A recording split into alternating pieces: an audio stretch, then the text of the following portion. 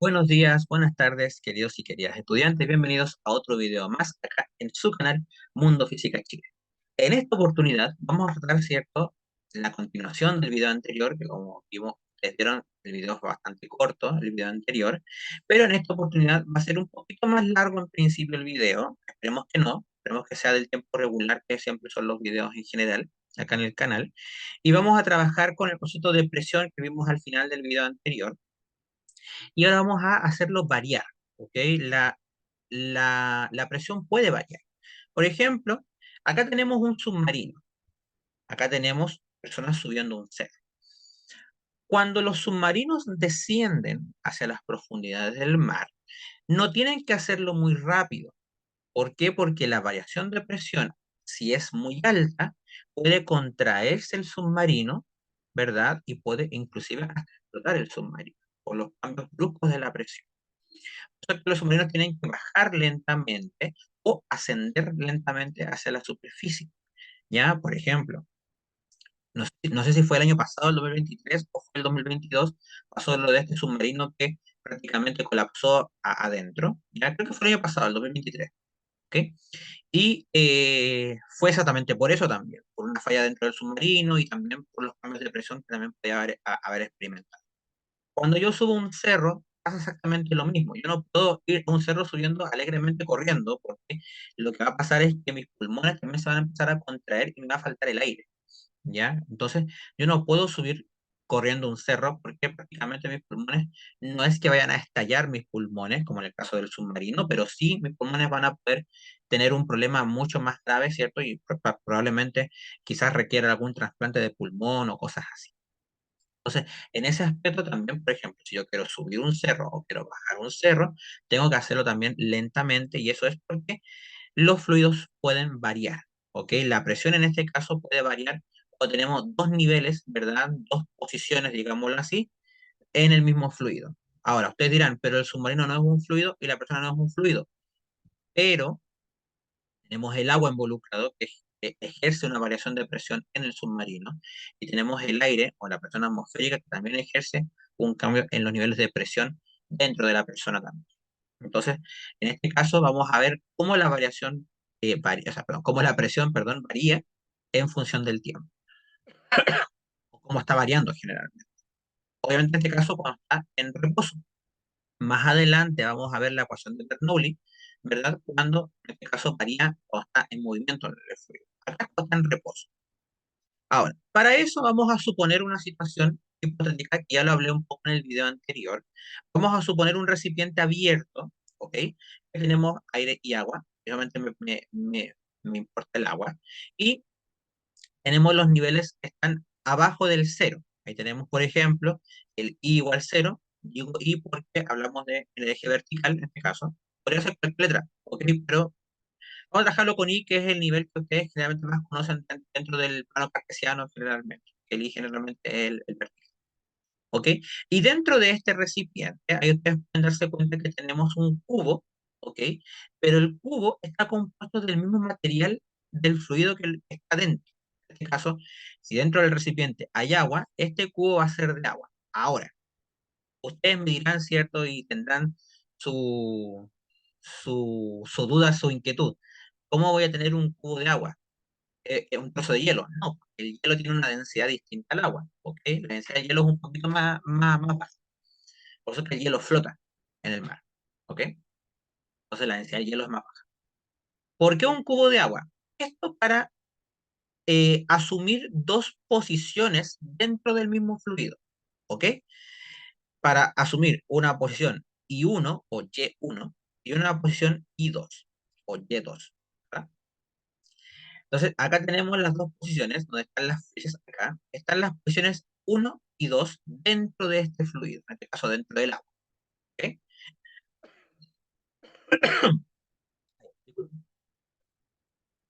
Entonces, en este caso tenemos dos puntos, en este caso, para trabajar, en este caso, los cambios en la presión. Ahora, como estamos trabajando un cubo físico del mismo material que está dentro, y ahora voy a explicar la razón, en esos puntos el mismo aire, o la misma agua en este caso, está ejerciendo dos fuerzas en el interior del fluido. En este caso, el agua ejerce una fuerza F1 en la cara superior, en este caso del cubo, y el F2 es la fuerza que ejerce la misma agua en la cara inferior, en este caso, del recipiente.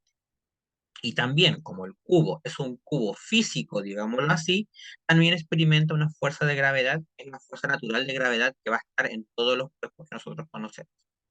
Que como la gravedad va hacia abajo, sería menos el peso, que sería menos la masa por la gravedad.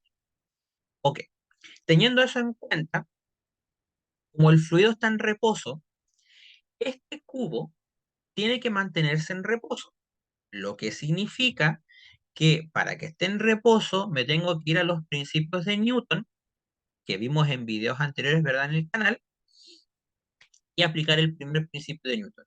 Eso significa que debo sumar algebraicamente el F1, el F2 y el peso. El F1 y el peso van hacia abajo, por ende son negativos. Por eso acá ya coloqué menos mg, acá tendría que ser menos obviamente el F1, y el F2 como va hacia arriba, como es la fuerza que se aplica a la cara inferior, va a ser positiva. Ahora, ustedes me dirán, ¿y las fuerzas laterales? Generalmente las fuerzas laterales se anulan porque el nivel en el cual están es el mismo. Las fuerzas que están en las caras superior e inferior son distintas porque están a diferentes niveles o a diferentes profundidades, en este caso, en el recipiente. Las laterales no, porque están al mismo nivel, a la misma profundidad o altura, si lo quiero llevar al plano del aire, en el caso, en el cubo. Así que solamente en este caso van a importar, obviamente, las fuerzas que son ahí. Las fuerzas que son, ¿verdad? La de las caras superior e inferior. Ya, aquí lo coloqué todo al tiro para que lo tengan bien claro. ¿Ya? Aplicamos el primer principio de Newton, el que tenemos acá. Vamos en orden. Vean solamente, obviamente, perdón, vean solamente la parte donde están las expresiones. Partimos inicialmente con el primer principio de Newton. Estamos colocando todas las fuerzas entre sí. Menos F1, porque el F1 va hacia abajo, el F2 va hacia arriba, es positivo, y el peso, el mg, va hacia abajo, es igual a cero. ¿Por qué dijimos que era igual a cero? Porque aplicamos el primer principio de Newton. Ahora, el concepto de fuerza no me sirve en este tipo de expresión, porque lo que yo quiero buscar es una expresión para los cambios de presión. Pero sabemos del video anterior que la presión es igual al cociente entre la fuerza y el área. Y la densidad es el cociente entre la masa y el volumen. Por lo tanto, yo puedo despejar tanto la fuerza y la masa de esas expresiones. De manera que la fuerza es la presión por el área y la masa, que está más abajito, es la densidad por el volumen.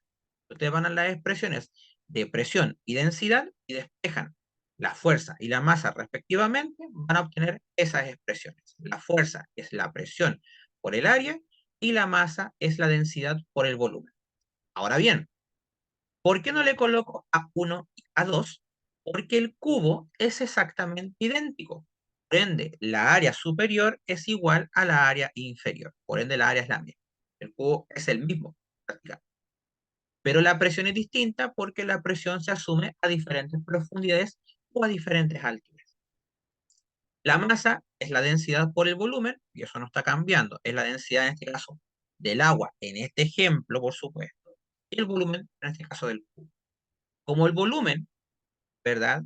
Es del cubo, el volumen de cualquier cubo siempre es la arista de ese cubo elevado a 3, ¿cierto? Largo, por ancho, por altura, ¿verdad? Pero como tengo el área y yo quiero sacar el área de la expresión, yo voy a tener que el, el volumen va a ser el área, que es el largo por ancho, que eso es área, por la altura. Eso me queda acá abajito, el A por H. ¿Ok? Ahora, esa altura son los cambios en los niveles. Si vamos hacia atrás, voy a ir hacia atrás un poquito, la altura sería básicamente los cambios en los niveles. O sea, la diferencia entre el I2 y el I1 específicamente. Por lo tanto, vamos a avanzar aquí. Vamos a reemplazar la altura por la diferencia entre I2 e I1. ¿Ok? Y ahora después van a entender por qué voy a hacer un cambio también en esa expresión. Bien, si seguimos, decimos que la altura es I2 menos I1.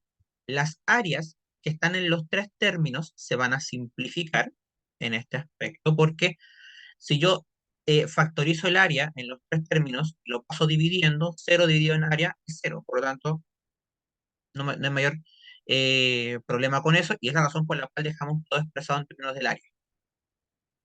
Me van a quedar las dos presiones acá, menos P1 más P2, ¿cierto? Porque aquí tenemos las dos presiones y tenemos la variación de presión, menos la densidad por los cambios en la altura o en la profundidad según corresponda, por la gravedad o la aceleración de gravedad que experimente en este caso. Ahora, acá viene una explicación un poquito más específica. Si ustedes ven la última expresión que colocamos acá arribita, tenemos I2 menos I1, ¿verdad? ¿Qué hicimos acá? Dejamos P2 menos P1, que es la variación de presión, lo dejamos a un lado, y el otro término, que era menos densidad, con los cambios en la profundidad por la gravedad, que estaba negativo, lo pasamos positivo. ¿Ok? Ahora, yo tengo que generalizar, en este caso, ¿ya? En los cambios en la profundidad. La variación de presión, la presión generalmente es un valor escalar, como vimos anteriormente. Por lo tanto, no puede llegar a ser negativa en ese aspecto, porque tenemos que decir que yo mido menos 1,70 m o menos 1,80 m, es lo mismo. Por ende, no puede llegar a ser un valor negativo. Los cambios en la presión tienen que ser positivos en este caso. Por lo tanto, sabemos que el I1, que es la cara superior, siempre va a ser mayor que la cara inferior. Por lo tanto, para que esto quede un valor positivo siempre, tengo que dar vuelta a la expresión para que me quede un valor negativo. Perdón, positivo, porque el I1 siempre va a ser más grande que el I2, eso me va a hacer que ese término, que son los cambios en la profundidad, sea un valor positivo. ¿Cómo se explica eso matemáticamente? Básicamente porque la gravedad va a ser un valor negativo, específicamente, va a ser menos la gravedad. ¿Ok? Y matemáticamente hablando, ya estamos sacando en principio, por así decirlo, ya eh, el valor absoluto de esa cantidad. Entonces, no importa que yo coloque I2 menos I1, I1 menos I2, porque estamos sacando específicamente un valor absoluto de esa cantidad. Entonces, siempre va a ser un valor positivo. Para efectos del mismo gráfico, del mismo dibujo, va a ser siempre la cara superior menos la cara inferior, porque es la distancia que estamos considerando. Entonces, en este caso sería I1 menos I2 para estos efectos eh, de la expresión. Entonces, para obtener la variación de presión, simplemente tengo que multiplicar la densidad de la sustancia, agua por ejemplo, por la gravedad, puede ser la Tierra, puede ser otro planeta, si vamos a otro planeta, y los cambios en la profundidad, o bien, si lo quiero llevar al plano de la altura, serían los cambios en la altura. Básicamente la variación de posición, en este caso, entre los dos niveles en los cuales queremos considerar. Por eso es que los cambios en la presión tienen que ser más bajos para poder bajar o bajar correctamente a las profundidades del mar o subir a un cerro. Por ejemplo, si quiero subir al Everest, tengo que subir lentamente, no puedo subir tan rápido porque si no la variación de presión es más grande. Esta expresión tiene mucho que ver también con los principios de la hidrostática. ¿Ok? Nosotros tenemos que, claro, los fluidos van a estar en reposo, podemos determinar el comportamiento, ¿verdad? A través de las propiedades, ¿cierto? El comportamiento del fluido, sus características, etcétera. Nosotros para esto tenemos dos principios. Uno es el principio de Pascal y otro es el principio de Arquímedes, en los cuales determinan también cómo se puede comportar relativamente o correctamente el fluido cuando está en reposo. En ese sentido, vamos a hablar primero del principio de Pascal. En este caso, el principio de Pascal tiene mucha relación con la transmisión de fuerzas. Por ejemplo, las retroexcavadoras, que si bien son sólidos, también se basan en el principio de Pascal. Hay una transmisión de fuerza para que la garra, ¿verdad?, de la retroexcavadora pueda levantar correctamente la piedra o el material que tenga y llevarlo a otro lado. ¿Ok? En el caso de los fluidos, tenemos, por ejemplo, cuando, ahora que pasó el tema de la pandemia, ¿cierto? Nos colocaban las inyecciones, ¿verdad? Teníamos el tema de que se introducía el líquido, ¿cierto? De lo que estaba compuesto la vacuna, y se introducía obviamente a la sangre, a nuestro cuerpo. En este caso, supongamos que tenemos una jeringa que tiene un émbolo, que el émbolo sería específicamente, no sé, no tengo una jeringa por acá, creo que la tenía por aquí, pero ahí después, ustedes saben como una jeringa, obviamente. ¿Ok? Entonces, la parte donde se hace la presión para introducir el líquido se llama émbolo. Si tenemos un recipiente cerrado que está tapado por corchos, que está tapado, ¿cierto?, con algo que pueda obstruir el paso del agua dentro del mismo recipiente, y yo aplico la fuerza al émbolo hacia dentro de este recipiente, todas las, todos los corchos, digamos, todas las obstrucciones que estaban tapando este recipiente van a salir disparadas con la misma velocidad y con la misma fuerza aplicada, porque la fuerza que apliqué a ese émbolo se transmite de igual manera en todos los puntos por los cuales se transmite o se pueda desplazar este fluido, ¿ya? Por lo tanto, si yo quiero aplicarle la fuerza a este émbolo, se va a transmitir, como decía, de igual manera en todos los puntos. Y tiene sentido. Si yo hago una acción con la retroexcavadora al fluido, a este caso a la piedra, que si bien la piedra no es un fluido, por supuesto, y yo le aplico una fuerza más débil con el tema de la palanca, no voy a poder levantar correctamente la piedra o la tierra que esté desplazando. En el tema de los autos, por ejemplo, el acelerador y el freno funcionan con el principio de Pascal, ¿ok? Yo le aplico una fuerza más baja al acelerador, voy a andar a una velocidad relativamente normal. Si yo le aplico la fuerza al acelerador completamente, a la máxima fuerza posible, voy a avanzar a una velocidad mucho más rápida. Y tiene sentido. Por ejemplo, en las carreras tienen que aplicar una fuerza muy grande al acelerador, generalmente un acelerador constante, para poder moverse mucho más rápido. Y con el freno pasa lo mismo. Si yo voy por una carretera y veo que hay muchos autos adelante, yo tengo que aplicar el freno para poder bajar la velocidad y poder detener el automóvil. Si yo voy bajando, ¿verdad? Por una calle empinada, tengo que apretar constantemente el freno para poder no bajar rápidamente. Bueno, también está el embriague, ¿verdad? Que está dentro de los autos que evita, ¿verdad? Que pueda cierto eh, romperse en este caso la banda de los frenos, porque al fin y al cabo los frenos es una banda elástica que también lo hemos trabajado en videos anteriores.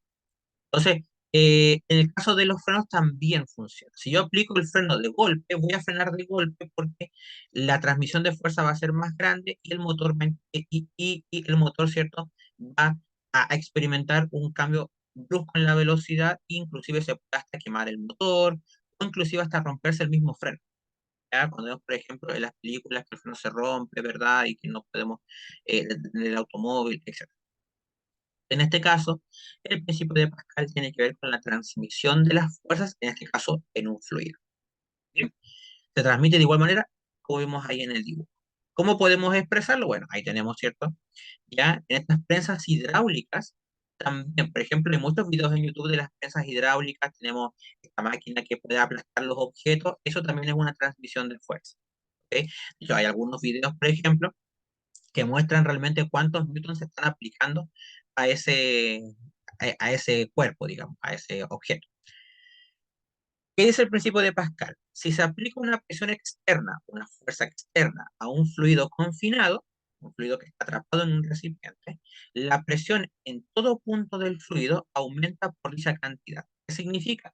Que como dijimos en la diapositiva anterior, la fuerza se transmite de igual manera en todos los puntos en los cuales se puede desplazar este fluido cuando le estamos aplicando una fuerza externa en este caso. Pasa, por ejemplo, en las retroexcavadoras, pasa, por ejemplo, en las prensas hidráulicas, pasa también, por ejemplo, en los automóviles. Acá tenemos una representación un poco más gráfica, ¿verdad?, de la transmisión de la fuerza.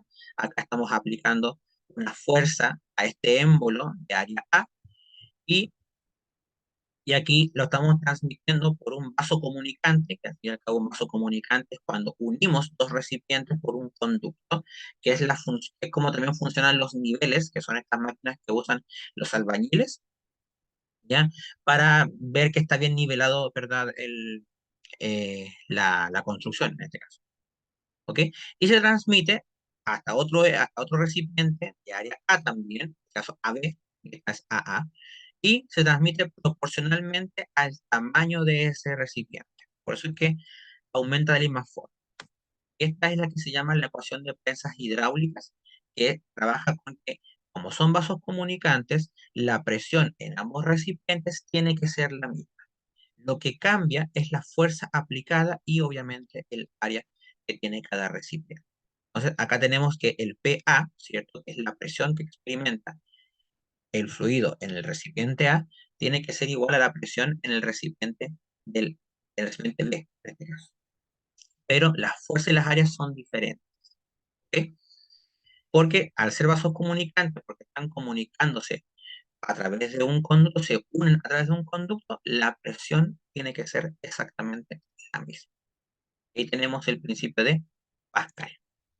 El principio de Arquímedes tiene que ver con el principio de flotabilidad de los, en este caso, los barcos.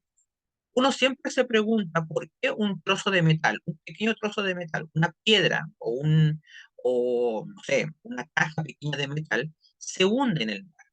O por qué también nosotros como humanos, como seres humanos, perdón, como personas, nos hundimos en el mar. Y un barco que es mucho más pesado, que tiene mucha más masa, no se hunde en el mar. En ese caso, nosotros tenemos que pensar de que el principio de flotabilidad, que es el principio de Arquímedes, tiene que ver con la distribución de la fuerza de empuje que aplica el mar, en este caso, sobre el cuerpo. Por ejemplo, si yo me paro en la playa, ¿verdad? Y yo entro a la playa caminando, ¿cierto? ¿Ya? Y me coloco en esta posición, seguramente me voy a hundir. Pero para no hundirme, lo que yo hago es estirar los brazos. ¿Verdad? Por eso es que yo, por ejemplo, cuando nado, ¿cierto? Voy a hacer así, ¿verdad? Cuando nado, obviamente, uno puede flotar, inclusive. Por eso es que las personas nadan boca abajo, por ejemplo, porque así la distribución de la fuerza es mayor y eso hace que el cuerpo pueda flotar. Entonces, hay condiciones de flotabilidad para que el cuerpo pueda flotar o pueda hundirse específicamente. Ahora, ¿cómo analizamos esto? Tenemos un dibujo muy parecido al que vimos al principio del video, en el cual tenemos las mismas fuerzas, en este caso, pero ahora el fluido tiene que experimentar, en este caso, la fuerza, perdón, la diferencia entre las dos fuerzas, tanto la F1 como la F2, es una fuerza de empuje, en este caso. Si las dos fuerzas son iguales, no va a haber una fuerza de empuje y lo más probable es que el cuerpo se hunda. En el caso de los barcos, generalmente la fuerza de empuje que se aplica al barco es mucho mayor que el mismo peso que experimenta el barco. Por eso es que los barcos generalmente son grandes, porque la fuerza de empuje tiene que distribuirse por toda la superficie del barco y digamos la parte de abajo, por supuesto, del barco, para poder flotar. Con los globos aerostáticos pasa exactamente lo mismo. La fuerza de empuje aplicada a la caja y al globo en sí tiene que ser mayor que la presión atmosférica o la fuerza que ejerce la atmósfera sobre el cuerpo. ¿Ok? Y por lo tanto, la fuerza de empuje es una fuerza generalmente ascendente. La fuerza de empuje va siempre hacia arriba y es la que permite que los cuerpos en sí puedan mantenerse a flote o bien, si el peso es mayor, el cuerpo pueda hundirse. En ese sentido, la fuerza de empuje es la variación de las dos fuerzas y si aplicamos nuevamente las expresiones de presión, tenemos P2 por A y menos P1 por A. Básicamente el área es la misma porque el recipiente es el mismo, ¿ya? Aplicamos el mismo principio que vimos anteriormente. Ahora tenemos delta H o los cambios de profundidad, que es lo mismo que vimos anteriormente, ¿ya? Esta expresión que tenemos acá es la variación de presión, solo que ahora despejé el P2, ¿ya? Si quieren lo coloco con letra. Acá, esto que tenemos acá, esto, ¿ok? Esto es lo mismo que decir P2 igual a P1, ¿ok? Porque el P1 estaba restando en la expresión anterior, más la densidad por la gravedad por el I1 menos el I2. Es lo mismo, solo que ahora el I1 menos el I2 como cambio de profundidad, en este caso es lo mismo, ¿ok? El P1 simplemente le llamé P, es una presión, que es la presión que experimenta, ¿cierto?, el recipiente. Entonces, en este caso, para hacerlo mucho más sencillo, así, para hacerlo mucho más, perdón, ahora sí, para hacerlo mucho más sencillo, uno podría decir, oye, perdón, ahora sí, uno podría decir, ¿verdad?, que estamos aplicando la ecuación de la hidrostática, básicamente porque la variación de presión en función es la expresión de la hidrostática, o la ecuación fundamental, digámoslo así, de la hidrostática. Entonces, en este caso, tenemos un producto común, ¿cierto?, que es el A. Entonces vamos a multiplicar PA, o sea, el P, perdón, por el A y el otro término por el PA menos PA se simplifica. Eso es igual a cero. Por lo tanto, solamente me queda el término que tenemos acá, el delta H, o la variación de profundidad, o la variación de altura, ¿verdad? Por el área, dijimos que era el volumen. En este caso va a ser el volumen del cuerpo. Mientras que la densidad es la densidad del fluido en el cual está inserto el fluido, o el cuerpo, digamos, perdón. ¿Ya? Eso significa que para saber la fuerza de empuje que está aplicándose al cuerpo, tengo que saber la densidad del fluido. Por ejemplo, el mar tiene una densidad un poquito más grande que el agua, que es como 1020 aproximadamente kilogramos por metro cúbico. La gravedad, que es la aceleración de gravedad que todos conocemos, sería en la Tierra, sería 9,8 metros por segundo al cuadrado. El volumen del cuerpo. ¿De qué depende principalmente la fuerza de empuje? Del volumen del cuerpo. Si la densidad es la misma y yo tiro una bola de 1 centímetro, la fuerza de empuje aplicada a ese fluido no va a ser la misma que si la aplico a un barco. Si el cuerpo es más grande, el cuerpo va a poder flotar. Ahora, eso no significa en parte que una casa pueda flotar, ¿ok? Sino que el cuerpo también tiene que tener una composición acorde a un fluido. Por eso que los barcos también en parte funcionan con la mecánica de los fluidos, ¿ok? Por eso es que el barco flota, porque la fuerza de empuje se distribuye. Y como dice Arquímedes, un cuerpo total o parcialmente sumergido en un fluido recibe de este, el fluido mismo, un empuje vertical ascendente, o sea, hacia arriba, igual al peso del fluido desalojado. O sea, que si el cuerpo quiere ascender, tiene que perder peso, ¿cierto? Para poder ascender a la superficie. La fuerza de empuje siempre es una fuerza que es ascendente. ¿Ok? Y acá, por ejemplo, podemos ver las condiciones de flotabilidad que tienen los cuerpos. Si el peso que experimenta el cuerpo es mayor que la fuerza de empuje, naturalmente el cuerpo se va a hundir. Si el peso es igual que la fuerza de empuje que experimenta, ¿verdad?, el cuerpo, se va a mantener en reposo, es decir, no va a ascender ni va a hundirse. Cuando el cuerpo está en la superficie, mantiene esa condición. Si el cuerpo tiende a aumentar su masa, el cuerpo empieza a hundirse, y eso porque el peso igual tiende a aumentar, y el peso va a ser, en este caso, mayor que la fuerza de empuje. Si el cuerpo pierde masa, va a tener un peso menor y la fuerza de empuje, al ser mayor, el cuerpo va a ascender a la superficie. Obviamente, en un submarino, el cuerpo no va a perder masa, sino que va a perder masa aparente, digámoslo así, para que la fuerza de empuje sea en este caso mayor. Y eso se controla a través del mismo submarino, ¿verdad? Etcétera. En los barcos pasa exactamente lo mismo. Entonces, en este caso, tenemos estas tres condiciones de flotabilidad en los cuerpos. La principal para saber que el cuerpo flota es la segunda condición, que el peso que tiene o experimenta el cuerpo tiene que ser igual a la fuerza de empuje. Y eso tiene mucho que ver con la forma que tiene el cuerpo, ya la distribución que va a tener la fuerza de empuje en ese cuerpo. Por eso es que una piedra se va a hundir y un barco puede flotar. ¿Ok? Para terminar, ¿cierto?